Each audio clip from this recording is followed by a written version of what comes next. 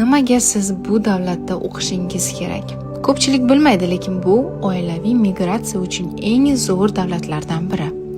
Magistratura va PhD ingliz tilida, 100% grant imkoniyatlari, o'qishdan keyin 1 yilgacha ish qidirish ruxsati, oilani olib ketish, talabalarga haftasiga 20 soatgacha ishlash huquqi, hamroh oila a'zosiga esa 40 soat.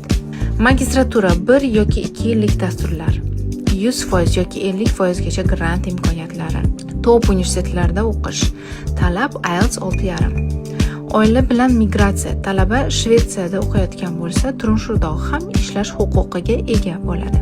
Farzandlar bepul ta'lim olishadi. Oila bilan doimiy yashash. Bu Yevropa ittifoqi. Bu degani shu bitta viza bilan siz 28 ta davlatga vizasiz sayohat qilishingiz mumkin. Va bu davlat Shvetsiya. Zamonaviy ta'lim, xavfsiz hayot va kuchli kelajak garovi. Batafsil ma'lumot olish uchun izohlarda Shvetsiya deb yozing.